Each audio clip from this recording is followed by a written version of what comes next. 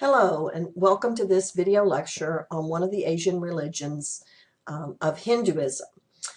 Using the organizer, you should be recording information for the religion of Hinduism.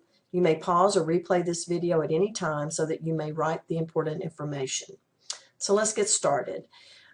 How did Hinduism begin? Well, it was founded around 5,000 years ago with the Aryan people. They were a noble people.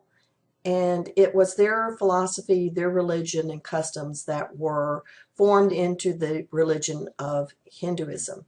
It is thought to be one of the world's oldest religions. And at this point in time, worldwide, there are almost 1 billion people that practice some form of Hinduism. You can see on the screen the map that shows the distribution of the religions in Asia. And most of the Hindus, of course, practice Hinduism in India. Monotheistic or polytheistic, that can be very confusing. Most people that are Hindu, most Hindus believe in a supreme God. And God, being unlimited, can have unlimited forms. Hindus refer to Brahman as a supreme power that can take on many different forms, and that can be the confusing part.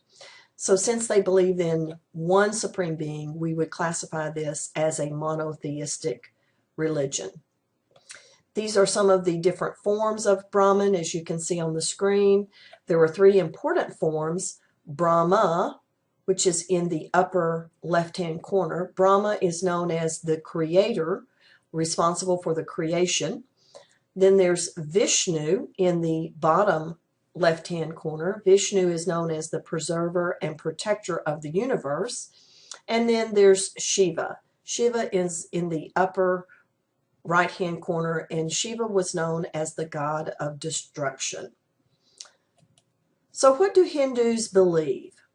They believe in samsara, which is a process of death, life, and rebirth. They believe in reincarnation, which is where their soul is reborn into another body or another form after death. If a person lives a good enough life, then they can be united with Brahman. They believe in karma, which is the good and bad actions done during one's lifetime. Most of you have heard of karma in the respect that what goes around comes around. And karma can affect a Hindu's life after death. This is the cycle of life, death, birth. Moksha is the process that can interrupt this cycle of birth, life, and death. Samsara is the wheel of life, and as you can see here, it does show the many different forms. Hindus believe in the caste system, which is an inherited social class. They believe that they are born into a particular caste. There are 4 main castes. The highest level, of course, are the Brahmins, which belong to the highest caste. They are the priests and the scholars. The Kshatras are the soldiers and warriors. The Vaishyas are the merchants and the professional people. And then the Sudras are the lowest caste. They are the laborers and servants. They do jobs that no other caste would do. They have sacred texts.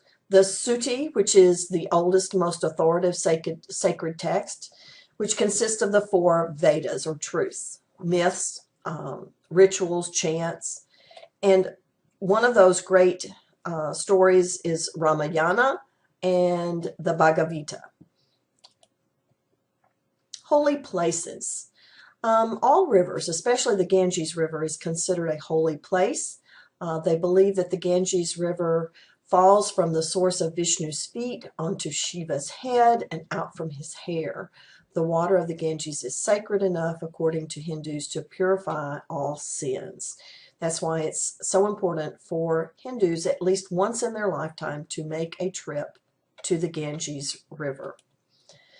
Holy people. There is really no known founder Hinduism was developed long before there were written records, so we can't really trace it back to one single person.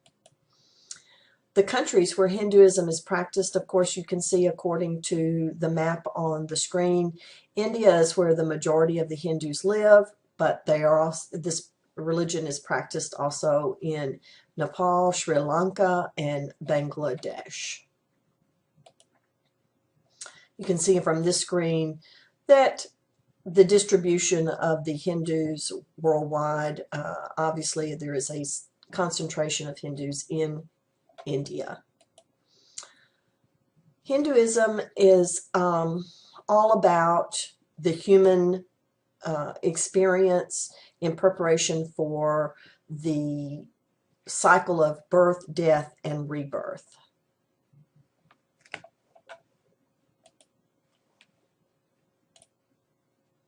Please see the next video on Buddhism for a continuation in this series. Thank you.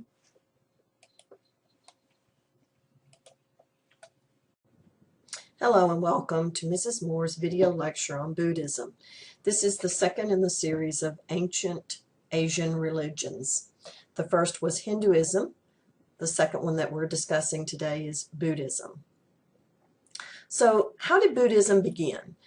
Buddhism began around 2,500 years ago with a prince named Siddhartha Gautama, who began to question his sheltered, luxurious life in his palace.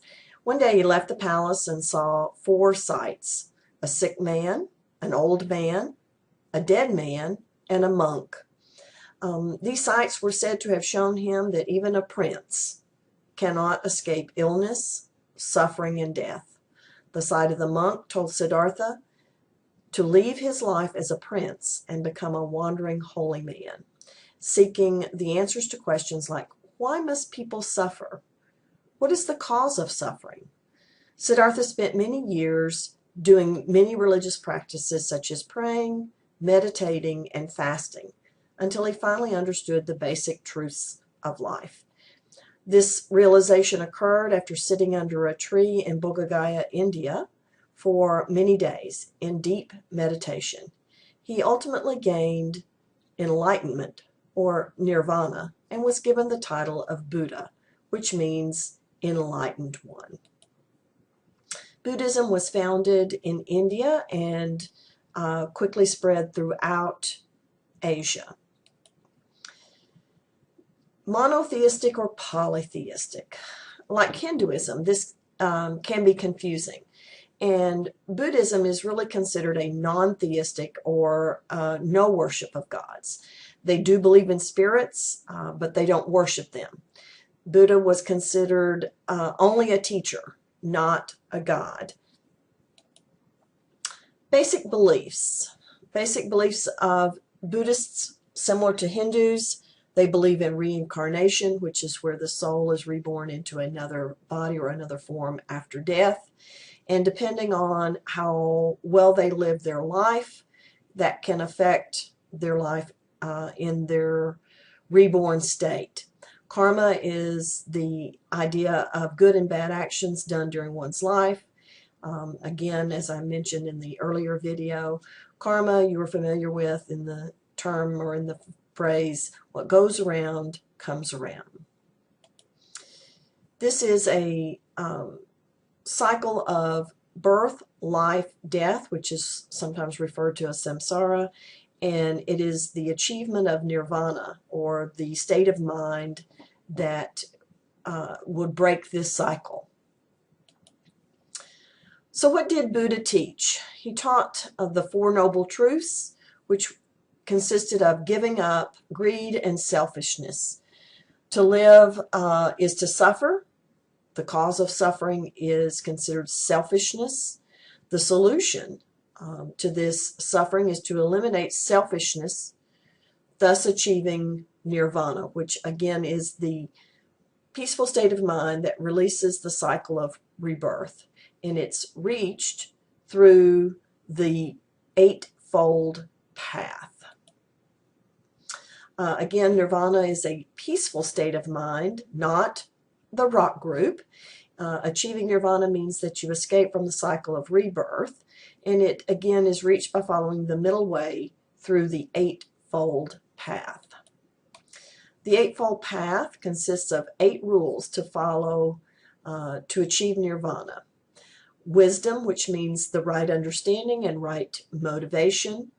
Moral discipline, which would be the right speech, right action, right livelihood, and the mental discipline, right effort, right mindfulness, and right meditation.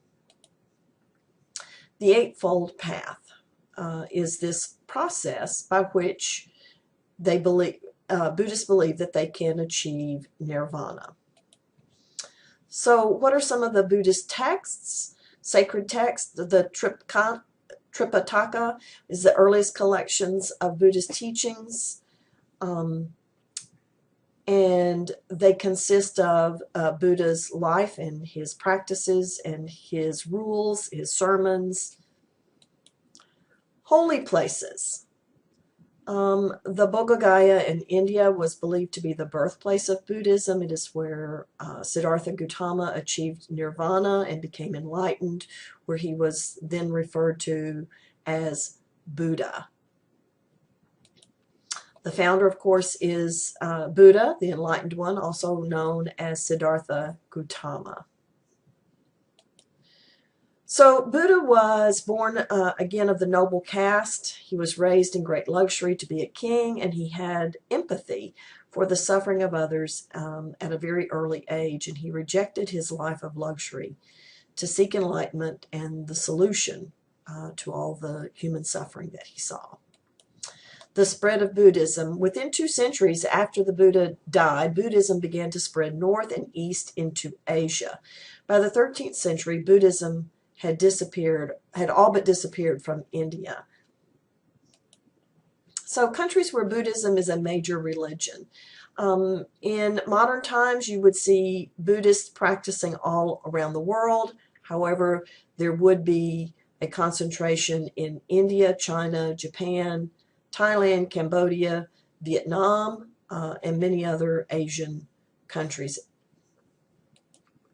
As you can see here on the map, the 2 different branches or sects of Buddhism mostly practiced again in the northwestern part of China, along into Myanmar, Thailand, Laos, as you can see here on this map.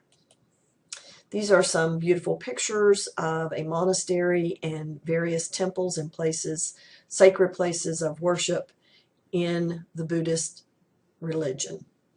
Thank you, and please check into the next in the series, which would be on Shintoism.